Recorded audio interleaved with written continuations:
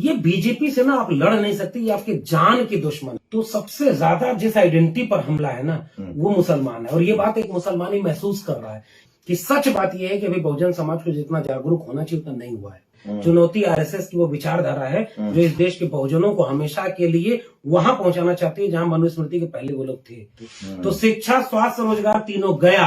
अब उसके बाद आपका बच्चा हिंदू राष्ट्र बनाने के लिए दंगा करने ही तो जाएगा। नमस्कार, मैं शंभू कुमार सिंह और आप देख रहे हैं नेशनल दस्तक। मेरे साथ एक खास मेहमान है, नाम उनका आप सब जानते हैं।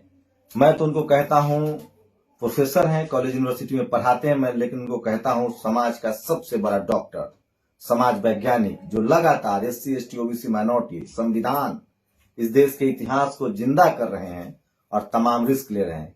इनसे बेहतर कौन बताएगा कि यूपी चुनाव में क्या होगा? क्या मायावती जी बीजेपी को हरा रही हैं, अखिलेश बीजेपी को हरा रहे हैं, कांग्रेस हरा रही है, या चंद्रशेखर रावण हरा रहे हैं, या ये चारों नेता मिलकर बीजेपी को जिता रहे हैं? ऐसे में जनता को क्या करना चाहिए? मैंने आपको एक एग्जांपल दिया था कि मान लीजिए SC, ST, OBC, माइनॉरिटी के सवर्णों की 5 पार्टी यूपी में खड़ी हो जाए। कांग्रेस ऑलरेडी है, बीजेपी है, ममता जी आ जाए, नवीन पटनायक आ जाए, तो यूपी का सवर्ण किसे वोट करेगा? अगर इसी फॉर्मूला को आप अपनाएं तो ये तय हो जाएगा SC, ST, OBC, माइनॉरिटी के लोग जिसको वोट करेगा वो जीतेगा। आवाज आ रही है तो जरूर कमेंट कीजिएगा। लक्ष्मण यादव से सारे सवाल पूछ सकते हैं आप। हमारे साथ लाइव जुड़े हैं, बहुत मशक्कत के बाद भारत के सबसे बड़े वोकल और सबसे शानदार सोशल साइंटिस्ट भी हैं, और सबसे बड़ी बात है कि डंके की चोट पर बिना नफा नुकसान सोचे बोलते हैं। इसलिए इस देश के किसी भी टेलीविजन चैनल और अखबार की हैसियत नहीं है कि लक्ष्मण यादव को पैनल पे बैठा के बात कर ले। शुक्रिया सर, नेशनल दस्तक के फेसबुक पेज पर लाइव देने के लिए। 128 लोग आपसे जुड़ चुके हैं, इससे जुड़िए, शेयर कीजिए। क्या लग रहा है यूपी चुनाव में कौन हरा रहा है बीजेपी को? बहुत शुक्रिया शंभू जी, नेशनल दस्तक के सभी दर्शकों को मेरा अभिवादन। और ये एक मुश्किल सवाल है कि बीजेपी को कौन हरा रहा है, लेकिन मेरा जवाब तो ये होगा कि अगर हराएगी तो उत्तर प्रदेश की जनता हराएगी। क्योंकि असल में जितना उत्तर प्रदेश की जनता को एहसास होगा कि पिछला 5 साल कैसा बीता है, ये किसी सियासी दल से ज्यादा अहम होगा। किसके खेत में सांड ज्यादा चल रहे हैं, या किसकी यूरिया की बोरी से 5 किलो यूरिया कम हो गई, किसके घर में 100 रुपए से ज्यादा पेट्रोल, 200 रुपए से ज्यादा जो खाने का तेल है, सरसों का तेल, और 1000 रुपए से ज्यादा की गैस गई है, उसको पता होगा कि उसे बीजेपी को हराना है। अरे सर, उनको तो पता है। सुरेश राणा को कल जनता ने दौड़ा दिया, केशव प्रसाद मौर्य को जनता ने दौड़ा दिया। आज एक विधायक तो आज माफी मांग रहे थे हाथ जोड़ के कि मुझे माफ कर दीजिए। जनता तो दौड़ा रही है, लेकिन सवाल यह है कि जनता वोट किसको दे? मायावती के साथ शेड्यूल कास्ट जाएगा, रावण शेड्यूल कास्ट का वोट काटेंगे, मुसलमान ओवैसी के साथ जा सकता है, सपा के साथ जा सकते हैं, बसपा के जा सकता है। हराएगा कौन? या ये सब लोग मिलकर चाह रहे कि बीजेपी जीत जाए? देखिए, ये कहना तो बड़ा नहीं। देखिए, आप एक समाज वैज्ञानिक है, हमको तो, हम पत्रकार हैं, हम तो सच बात बोलेंगे। बिल्कुल। देखिए, किसी को अच्छा लगे बुरा लगे, मैं भी ये कह रहा हूं, हम तो बहुजन समाज के साथ हैं। मैं भी ये कह रहा हूं कि कितना खूबसूरत होता कि ये जितने बहुजन समाज के लोग हैं ये एक होकर के चुनाव लड़ रहे होते। 2019 में सपा और बसपा का गठबंधन हुआ था, वो गठबंधन केवल 2 पार्टियों का नहीं था, जनता का भी था, लेकिन वो टूट गया। अभी इस बार आप अगर तालमेल नहीं बना पा रहे हैं, अच्छा होता कि चंद्रशेखर, अखिलेश यादव और बहन जी या मायावती जी तीनों जुड़ कर, भूल गए बामन में साहब और ओवैसी का भी गठबंधन है। एक तो और 5 लोग बीजेपी, 5 दल बीजेपी को हरा रहे हैं, जिता रहे हैं। अब ये तो बहुत बिल्कुल ठीक बात है। अगर बेबाकी से कहा जाए तो ये नुकसान करेगा, ऐसा होना नहीं चाहिए था। और कई बार अब कांग्रेस ने क्या किया, कांग्रेस और वामपंथ ने बंगाल में साइलेंटली जो है किसका साथ दिया, दीदी का साथ दिया, ममता जी का। तो राजनीति में तो कई बार चुपचाप भी साथ देना होता है। कई बार आम आदमी पार्टी जहां जीत रही, हार रही है, कांग्रेस चुपचाप बीजेपी का और बीजेपी चुपचाप कांग्रेस का साथ देती है। ये तो अपने लोग थे, इन लोगों को एकजुट होना था। अभी देखा हूँ आज चंद्रशेखर जी के साथ, और उन्होंने भी एक अपना पूरा गठबंधन बना लिया 20 पार्टी के साथ। हाँ, और उसके बाद ओवैसी जी उधर गठबंधन बना लिया मेश्राम के साथ, और बाबू सिंह कुशवाहा शायद उनके साथ। बाबू सिंह कुशवाहा। तो ये ठीक नहीं है। ये सारे लोग अगर अगर बीजेपी जीतती है तो उसमें नेताओं को सबकी गलती होगी। क्या अखिलेश यादव की हालत तेजस्वी यादव वाली होगी? जैसे उन्होंने मांझी जी को हटाया था, सहनी को हटाया था, बाद में सरकार नहीं बन पाई, क्या अखिलेश यादव ओवर कॉन्फिडेंट हो गए हैं? देखिए, क्योंकि एक बार बताइए सर, 403 सीट है, 250 ला के भी तो अखिलेश जीत सकते हैं चुनाव, 150 सीट बांट भी तो सकते थे। बिल्कुल, देखिए कोई भी बड़ा दल है ना, तो उससे हमें 250 लड़ लीजिए ना, 150 बांट दीजिए। इसीलिए जो शिकायत होती है ना बड़े दलों से ज्यादा होती है कि भाई आप ज्यादा बड़ा दिल दिखाइए, और आपको ये कोशिश करनी चाहिए थी कि अगर आपकी लीडरशिप, और आप खुद ये दावा कर भी रहे हैं कि योगी को सबसे बड़ी चुनौती अखिलेश यादव दे रहे हैं, तो उनकी थोड़ी जिम्मेदारी थी कि सबको साथ ले। कैसे वोट की बात कीजिए सर, ओबीसी का 25% वोट अभी भी बीजेपी के साथ है हिंदू के नाम पर। ये बात सही, ठीक है सर, मुसलमान सपा को भी करेगा, बसपा को भी करेगा, ओवैसी को भी करेगा।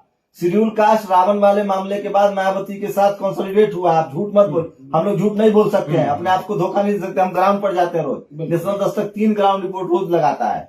सच्चाई यही है, जनता नाराज है बीजेपी से, लेकिन वो टुकड़ों में, अगर सब अपने अपने समर्थक पार्टियों को वोट देगी तो बीजेपी के साथ 15% सबर, आधा ओबीसी मतलब 25%, 45% का आंकड़ा वो पार कर रही है। और पिछली बार 40% पे सरकार बनाई थी 2017 में। पिछले बार 55% वोट है सर बीजेपी को ओवरऑल विधानसभा में 40% ओवरऑल विधानसभा में उसको वोट मिला है, लोकसभा में उसको 50%, 51% वोट मिला है। ये जो हो रहा है ना इस बार, देखिए अभी ये कह पाना मुश्किल है कि ओबीसी में से हिंदू के नाम आप आंकड़ा चेक कीजिए, जब सपा बसपा का गठबंधन था तब वो 46% ला के चुनाव जीते हैं, 15 सीट लूज किए हैं। ठीक है सर, आप पिछला बार जिस समय उन्होंने 70 सीटों का आंकड़ा पार किया था तब 55% था। विधानसभा में उनका परसेंटेज भी 50 है। नहीं, अभी 40 है, मैंने देखा। इन दोनों लोगों के भी 30% पे सरकार बनी थी।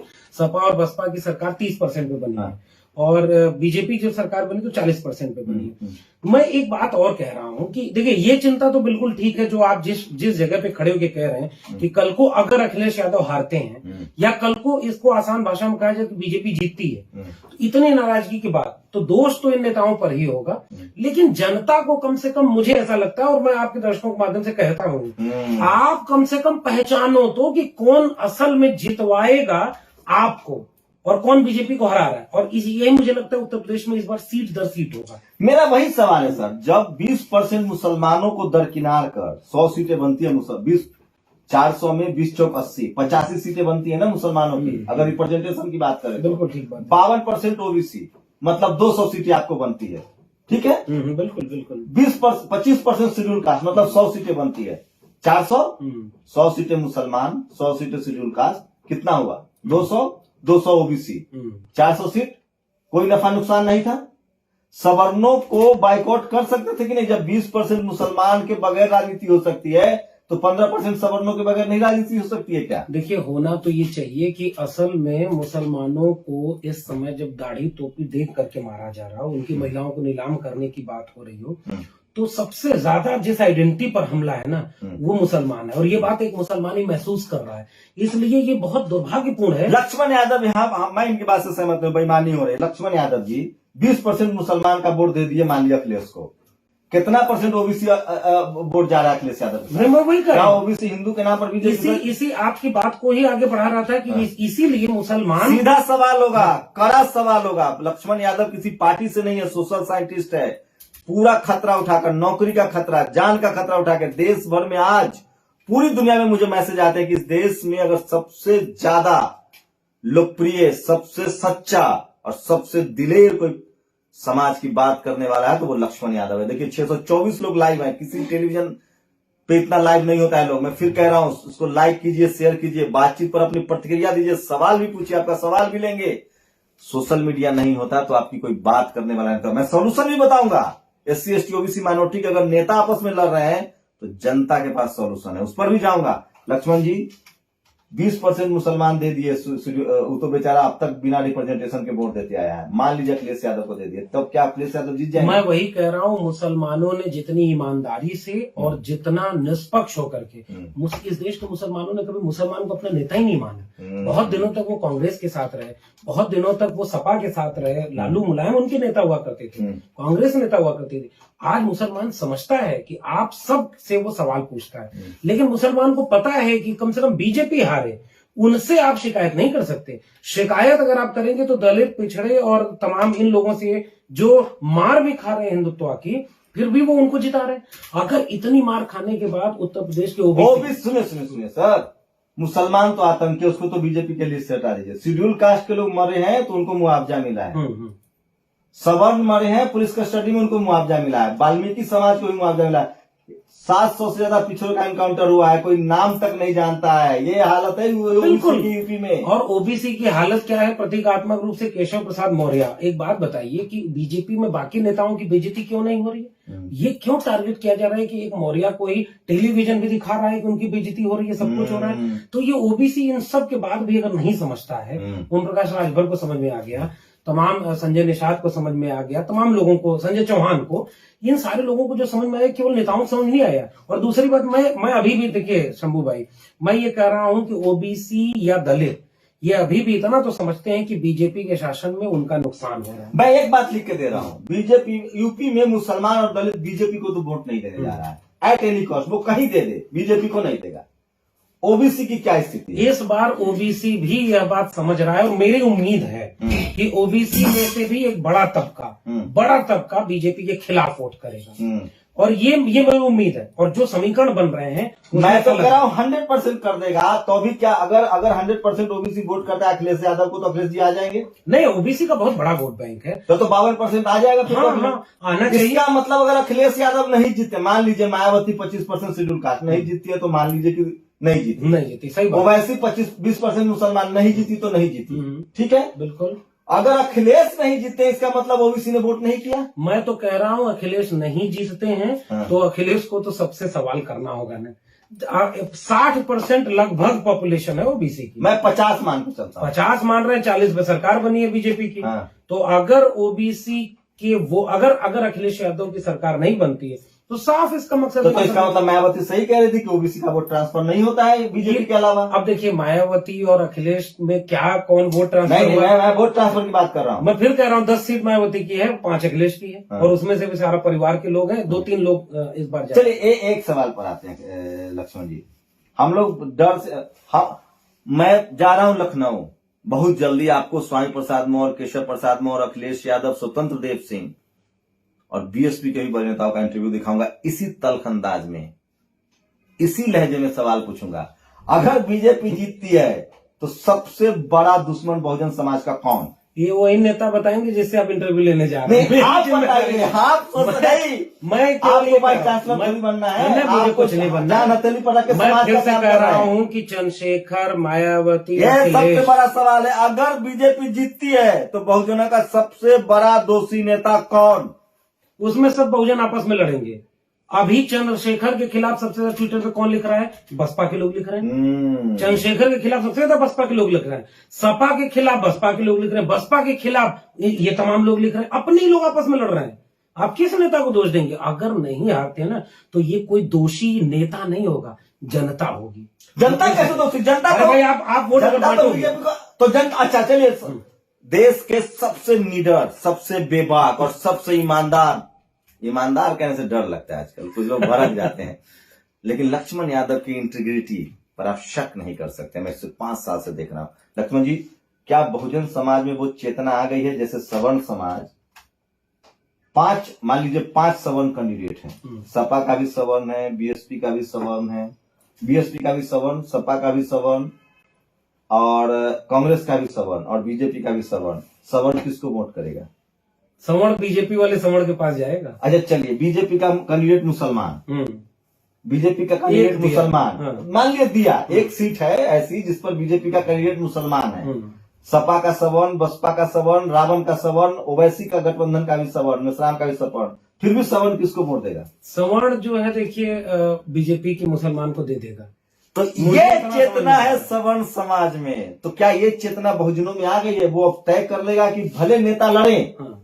ग्राउंड पर हम एक पार्टी को चुनेंगे और उसको वोट मार देंगे। देखिए, मैं मुझसे दो बात है। एक बात ये कि क्या होगा, इसका सबसे अच्छा विश्लेषण 10 मार्च को होगा, जब हम आप साथ बैठ जाएंगे। नहीं, क्या अब ये मैं- चेतना अभी आई क्या- है? हाँ। ओबीसी एससी एसटी में अब चेतना आई ये है माइनॉरिटी में? मैं कह रहा हूँ, ये इम्तिहान है। हम्म। मेरी उम्मीद है कि मैं नौजवानों के, बहुजनों के नौजवान जो है ना, ओबीसी के नौजवान, दलित नौजवान, उनमें चेतना आ अद्भुत रही हो है। गया। आपकी पॉपुलैरिटी देखिए, 1000 लोग तो इस पेज पर देख रहे हैं और सोचिए हजारों लोग इसको शेयर कर रहे अरे हैं। ये कम से कम आपकी- लाखों लोग देख रहे हैं आपको। आपकी पॉपुलरिटी है। नहीं नहीं नहीं, ये लक्ष्मण यादव दो को देखने लाइन को- तारीफ कर रहे हैं, तीसरा सवाल इतना कठिन पूछ रहे हैं आप। मैं आपकी साजिश भी समझ रहा हूँ, लेकिन देखिए, ईमानदारी की बात है। हम किसी पार्टी के व्यक्ति नहीं मैं है। जानता हूं। ईमानदारी की बात यह है ना, कि सच बात यह है कि अभी बहुजन समाज को जितना जागरूक होना चाहिए उतना नहीं हुआ है।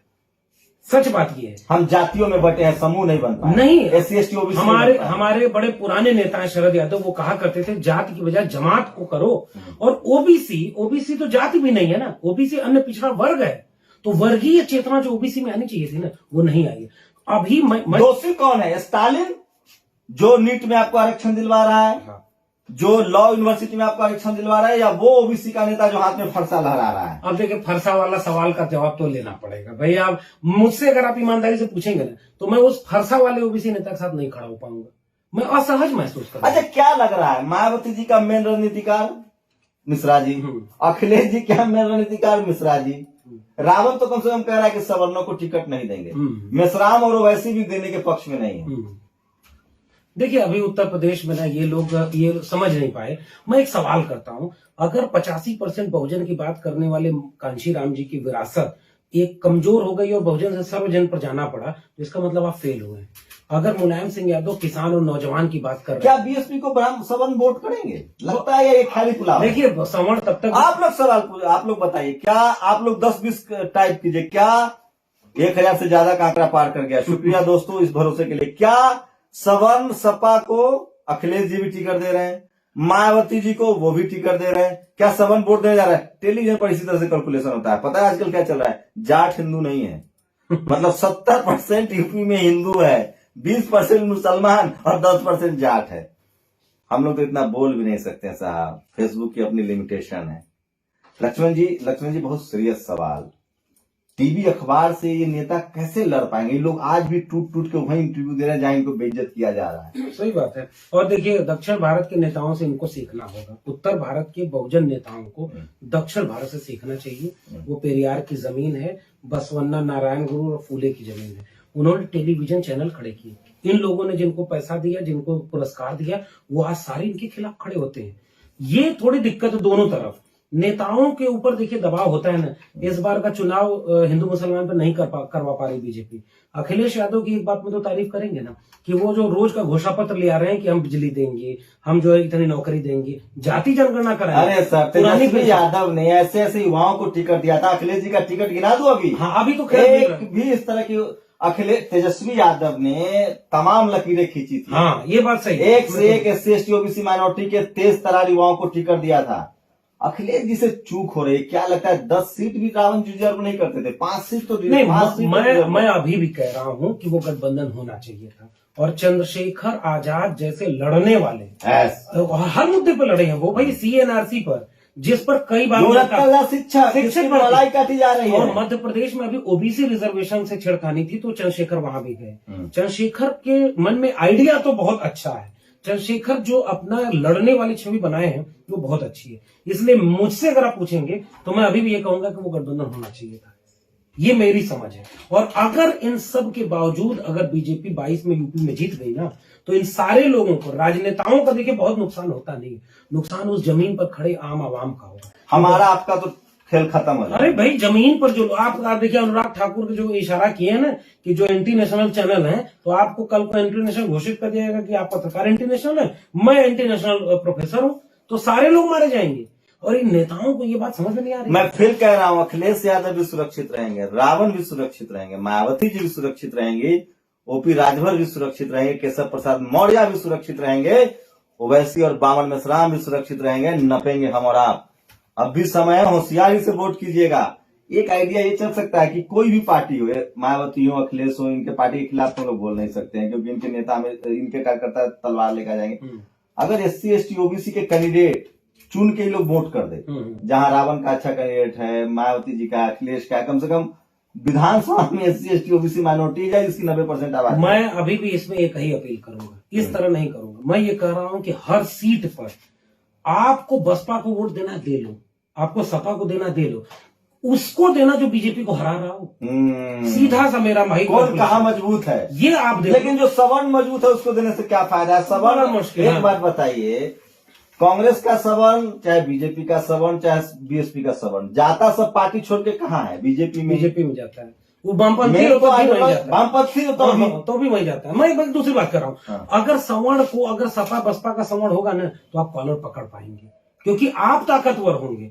ये बीजेपी से ना आप लड़ नहीं सकते, ये आपके जान की दुश्मन। लेकिन जनता तो नाराज है सर, जनता बिल्कुल नाराज। बस दिक्कत है कि वोट बट रहा है, वोट बट रहा है। तो सवाल मेरा वही है, असली विलेन कौन जो बीजेपी किसकी वजह से जीत रही है? मैं अभी भी कह रहा हूं, अखिलेश जी की वजह से, मायावती जी की वजह से, चंद्रशेखर रावण की वजह से, या बामन मिश्रा ओवैसी की वजह से? भाई देखिए, बीजेपी सबसे बड़ा विलेन कौन? बड़ा नहीं, ये सारे बड़े विलेन होंगे। नहीं, ओवैसी को क्यों विलेन कहेंगे?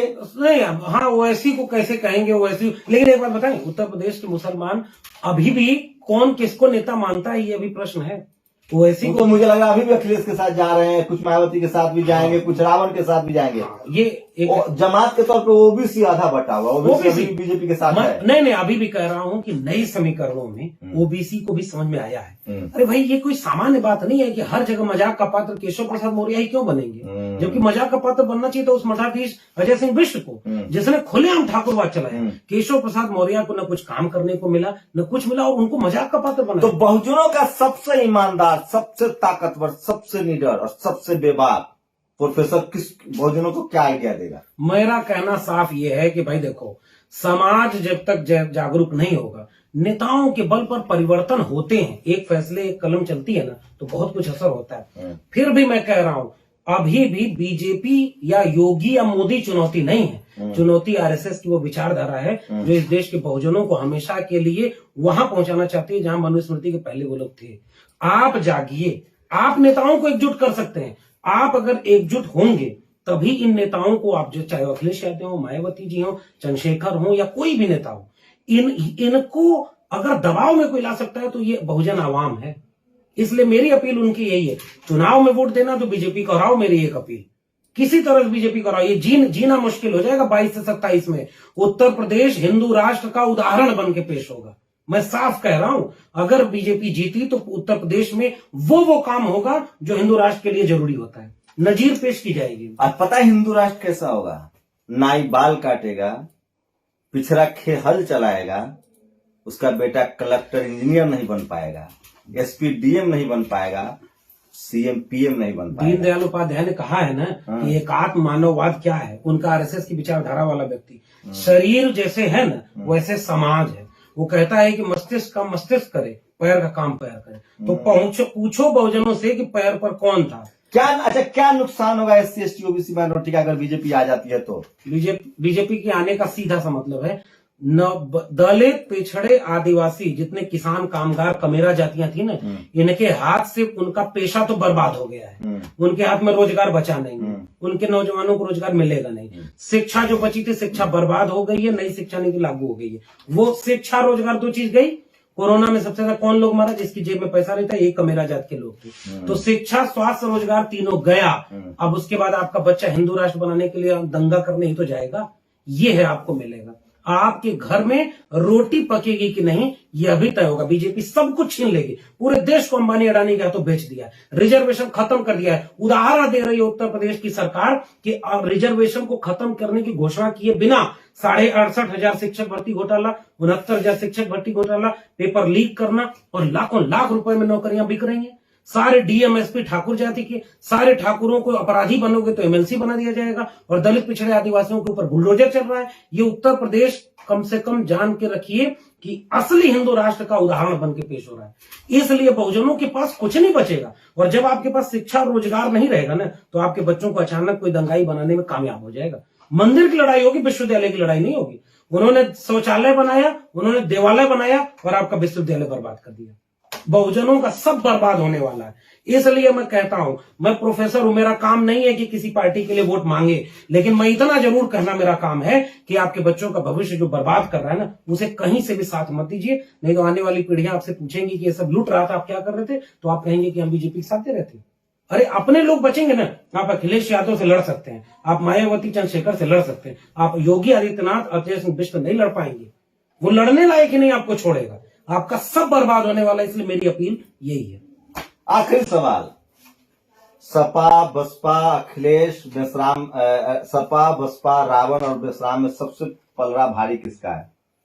देखिए मैं क्या बताऊं, दिखता ये है कि ये मुश्किल सवाल है। मैं चाहता हूं सबका पलड़ा भारी रहे। नहीं, ईमानदारी से बताइए, मैं बता सकता हूं, मैं तो बोल दूंगा। हाँ। जो कैलकुलेशन है वो कैलकुलेशन देखिए, अगर मीडिया की माने या जमीन पर माने या गठबंधन के लिहाज से माने, तो अभी भी नो डाउट अखिलेश यादव आगे हैं।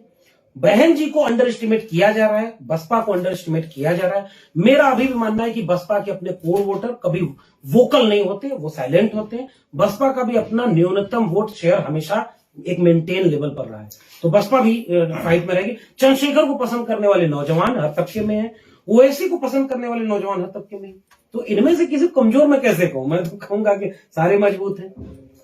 मेरी राय सुन लीजिए, SC ST OBC माइनॉरिटी का वोट बटेगा, आएगा तो योगी ही। लिख के रख लीजिए। मेरा क्या है, सच तो बोलूंगा, जो सच है वो सच है। एक बात और कह दे रहा हूं, न मायावती जी का कुछ बिगड़ेगा, न अखिलेश जी का कुछ बिगड़ेगा, न रावण का बिगड़ेगा। वो तो सबसे बड़ा नेता उभर के बनेगा जब अगर बीजेपी आ जाती है। तो हमारे आपके जैसे लोग जिनके बच्चे कॉलेज यूनिवर्सिटी में हैं, जो नौकरी चाहते हैं, जो सम्मान की जिंदगी चाहते हैं, राजेंद्र प्रसाद सिंह की एक लाइन कह रहा हूं, SC ST OBC माइनॉरिटी हो, मुसलमान भी OBC होता है।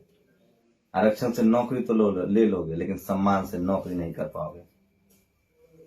आर या पार है, करो या मरो की लड़ाई है। हमारा क्या, हम तो पत्रकार है, आपको खबर दिखाएंगे।